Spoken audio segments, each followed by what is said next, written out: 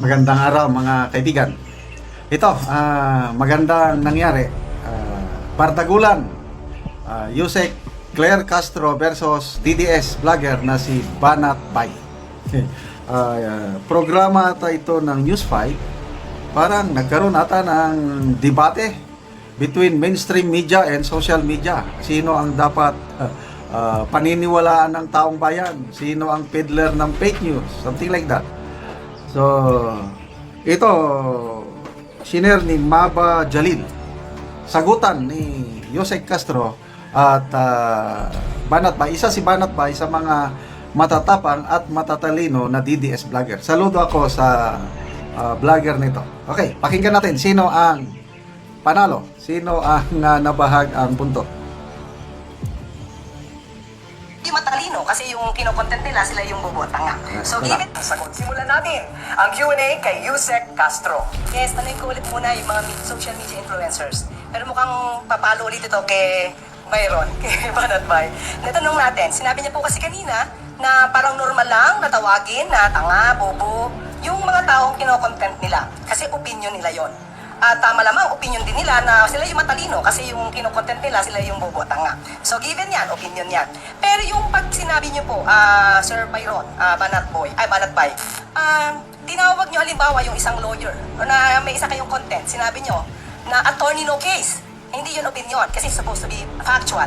Kinausap nyo ba yung lawyer para malaman nyo na no case ito? Kasi it's one way na medyo dinidiscredit nyo yung kinokontent nyo. So, nakausap nyo ba yung lawyer para malaman nyo kung talagang wala ba siyang kaso? At kung hindi ba one way of giving this information? Okay, bago sumagot si Banat Bay. Sino ba yung attorney, abogado na tinawag ni Banat Bay na no case? Abogado nga, kaya lang walang kaso. Hindi ko kilala. Si Yusek Castro ba yung attorney no case? I'm not sure. Paki-comment. Bakit yun ang punto ni Yusek Claire Castro? Parang dinidepensa niya yung abogado na tinawag ni Banat Bay na no case. Una-una sa natin, hindi ko po sinasabi na ito ay disinformation. Ito po ay ang bansag sa kanya ng mga netizen. So, akin lamang po yun na sinasabi din, na hindi ko naman din sinasabi na literal na no case yung tao. Ibig sabihin lang po ng no case, wala siyang tamang issue. Ganun lang. So, hindi naman ibig sabihin na wala siyang kasong hinahawakan dahil trial lawyer siya. Apo. So, at the time, opinion lang din yun. Yes, ma'am. Hindi siya factual. Apo. Okay, yun lang po. Yan, pwede lang po kung ituloy ko lang sa opinion po. Kasi lagi po nating mukhang nagkakalabo tayo sa issue ng ang dapat ba ang social media ay maghatid ng news o opinion. Paulit-ulit naman po sinasabi na ang social media ay isa lamang pong opinion na tulad na sinabi ni Sir, mali daw. Hindi po mali ang opinion. Bakit? Kung halimbawa, sabihin ko na mas masarap ang pakwan kaysa sa saging, opinion ko ito. Hindi mo pwedeng sabihin mali. Kung mas masarap sa kanya ang saging, hindi ko pwedeng sabihin sa kanya mali yan. Kasi nga, opinion po yun. Sa social media, ganun din po. Meron lamang po kaming opinion at reaksyon sa mga nangyayaring news. Iba kasi, Mr. Banat ba yung sinasabing attorney no case? Kapag sinabi natin attorney no case, sa pangkaraniwang tao, lumalabas na itong abogadong to, parang walang kakwenta-kwenta dahil walang kaso. So, dapat siguro nililinaw nyo rin po yun para yung taong kinokontent nyo, hindi naman nasisiraan sa mga ordinaryong taong hindi naman naiintindihan yung sinasabi nyo. Tama po kayo, ma'am. Malinaw ko din sinasabi sa aking vlog yun. Sa katunayan, talo pang usa sa kaso niya kay Tulfo. So, ibig sabihin, meron talagang kaso. So, malinaw po yun. Hindi ko sinasabing opinion ko na wala talaga siyang kaso kasi ilang beses ko pong sinight na natalo po siya sa kaso. Okay, ang susunod na. Okay, so nakikurious ako, sino ba yung attorney no case na pinaglalaban ni Yusek Claire Castro na parang sinisiraan ni Banat Bay na walang kaso? Yun, paliwanag ni Banat Bay, natalo nga siya sa kaso kay Tulfo. So, sino ba yung abogada o abogado na nakipagkasuhan kay Tulfo? I believe si Senator Rapi Tulfo, yung Rapi Tulfo in action, na talo itong abogadong ito na no case. Paki-comment, hindi ko alam. Agree ako doon kay Banat Bay. Sa social media ako, viewpoint, yung una kong channel is opinion. Hindi kami nagdadala ng balita. May mga post, mainstream media ba yan o yung mga basta nagpo-post, pag may nakita ko, ayun, itapik ko na, nagbibigay ako ng reaksyon. nagbibigay ako ng opinion ko tungkol doon sa nabasa ko. Kaya hindi kami news maker. Kaming mga vloggers sa YouTube. Reactions lang kami at ginagaya bilang mga subscribers namin kung ano ba talaga ang nangyayari sa political situation sa ating bansa. But anyway, salamat kay Banat Bay na bilib ako sa kanyang pagsagot. At least nagkaintindihan sila na opinion lang, kaya lang tataka ko sino kaya. Magbasa nga ako sa mga comments. Sino ba yung attorney no case? Pantaleon Doroteo, lawyer, mas matalino pa vlogger kaysa kanya. Ben Satan, parang normal si Banat Bay kaysa sa iyo. Oh, pabor kay Banat Bay. Maricel Veraye, issue kay Yusek ang attorney no case. Sa pagkakaalam ko, si attorney no case ay kumakatawan sa tangang abogado. Alexander Zapra, nako, parang naisahan si attorney ng isang vlogger lang. Don't know sa inyo, basta ako, itong usaping ito, panalo si Banat Bay. Saludo, Banat Bay. Ituloy mo lang. Ito, nung kampanyahan ng election 2022, maraming mga loyalist galit kay Banat Bay. Isa ako noon. Ba't ngayon, nagkamali ako? Okay pala itong si Banat Bay. Tama yung sabi niya. Hindi niya mapagkatiwalang yung Marcos na yan. Tanso na yan. Nasa huli ang pagsisisi. Tama si Banat Bay. Kaya ngayon, parehas na tayong DDS with Banat Bay. Kaya suportahan natin itong si Banat Bay. Bigyan natin ng reaksyon yung pagtitinda ng 20 pesos per kilong bigas sa Visayas para daw matupad ang promesa ng Pangulong Marcos Jr. It's a promise at ito matutupad na. Okay, ako, magandang programa ito. Basta tutuhanin lang. Kasi sino ba naman ang ayaw ng murang bigas, 20 pesos? So, hindi ako against, gusto ko. Kaya lang, sa ngayon, para na, simula pa lang, isa-isa nang naglalabas ang mga kapalpakan. Una, yung announcement. 3 days ago, ang post is in-announce sa Cebu, bebenta sila April 28. So, marami nang umaasa, naghanda. Kasi, sino? Kung ako ang naghihirap sa buhay, gusto kong makabili ng 20 pesos per kilo bigas. So, inintay yan eh. Promise, 3 years nang hinintay, ngayon pa matutupad. April 28. Ngayon, ang post kanina nabasa ko sa Sunstar Cebu, sa May 1 pa daw. Oh. So, yung mga nabasa kong comments na, binamo, April 28.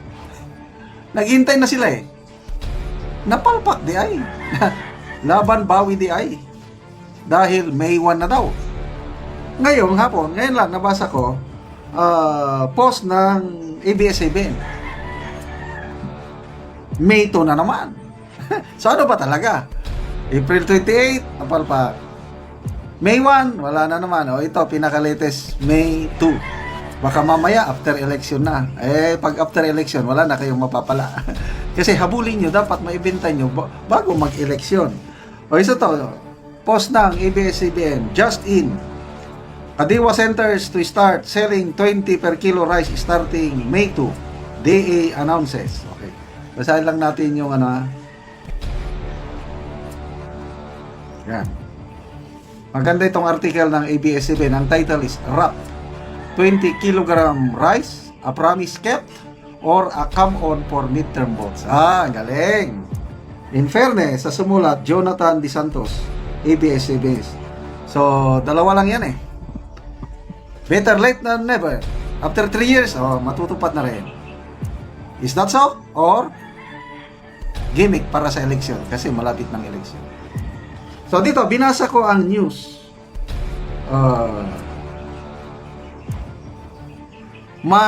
Akala ko is open for everyone na gustong bumili. Ang una kong nabasa is 10 kilos per family ang makakabili per week.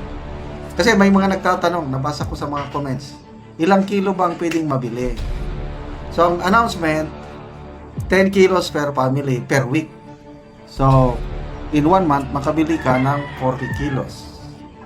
So, ang alam ko, open for everyone. Akala ko, ibebenta nila sa mga merkado. Hindi pala. Ito is limited. Mabibili lang ito sa mga Kadiwa stores. Mabibilang mo na saan ang mga Kadiwa stores. Ang pobreng tao, maghahanap pa na saan yung Kadiwa. Ang Kadiwa store, panahon ng Marcos Sr., maganda dahil permanente. Marami. All over the country, marami ang Kadiwa store noon, permanente. Kaya ako mismo, naging beneficiary, nakakabili kami ng murang pagkain, hindi lang bigas, kundi gulay at iba pang pagkain sa Kadiwa store. Panahon ni Marcos Sr. Itong Marcos Jr., palpak ang iyang mga Kadiwa. Kakaunti. Makabili ba ang lahat? Hindi. Baka iniisip ninyo, pwede kayong magbili. Limited pala. Itong article ng ABS-CBN, ang pwede lang makabili. Number 1, senior citizens. Ako pwede di ay ko. Kailang mamasahe pa ako ng aeroplano or barko papuntang Cebu. Huwag na lang. Bakit hindi kayo pumunta sa Mindanao, magbenta rin para sa aming mga senior citizen? Senior citizen, pwede. Next, PWDs. Pangatlo, solo parents. And then, pangapat, 4-piece beneficiaries. Sila lang ang makakabili. So, ano ngayon? Ano ba yung promise ng Pangulo nung eleksyon, bago mag-eleksyon ng di ba ang promise niya is para sa lahat ng Pilipino, gagawin natin ang lahat ng ating makakaya para mapababa natin ang presyo ng bigas, 20 pesos per kilo. Ang daming pumalakpak. Isa ako doon na pumalakpak. Wow, bayan, babangon muli. Isa ako sa naniwala noon, yes, kayang-kaya yan dahil nagawa ng kanyang ama, Marcos Sr., ang galing ng Marcos Sr., one of the best presidents we ever had. Masagana 99, ang daming ani talaga. Abundansya ang ani ng rice program noon. Nagbebenta tayo sa abroad. Kaya nung mag-promise yung anak, yes, kaya yan. Botohan natin. BBM, boto. Bumoto tayo. Ano ngayon? Ipagmamalaki nyo na you have kept your promise. Limited lang pala ang makakabili. Although kailangan nila. Yes, itong mga senior citizens, solo parents, PWDs, 4Ps, kailangan nila. Paano yung iba na hindi na bilang dito sa grupong ito? Kailangan din nila ng murang bigas. Bakit hindi nyo kayang bintahan ng 20 pesos per kilong bigas? Tapos ipagmalaki nyo na we have kept our promise. Ano ba naman kayo? Pwede ba bintahan nyo na lang ang lahat? Wala para pang-eleksyon lang ito, nahirapan sila. So, wag na kayong umasa ngayong araw, wala. Sa May 2 na lang daw. Ito ba? Sabi nila na muna ng DA, bakit Visayas ang napili?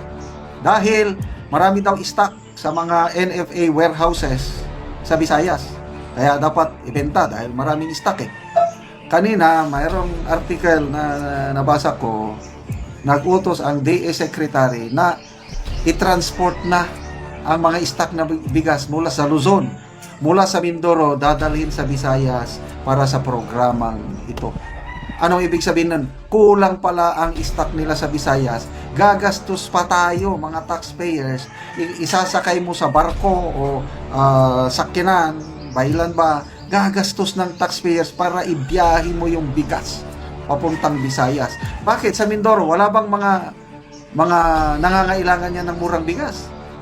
Kailangan din ng taga Mindoro ng murang bigas. Bakit hindi na lang kayo magbenta ng 20 pesos per kilo na bigas sa Mindoro? Bakit kailangan nyo pang dalhin sa Visayas? So ito na po, ulitin ko, napakagandang programa sana ito. Kaya ito na unti-unti naglalabasan ang medyo kapalpakan. Date,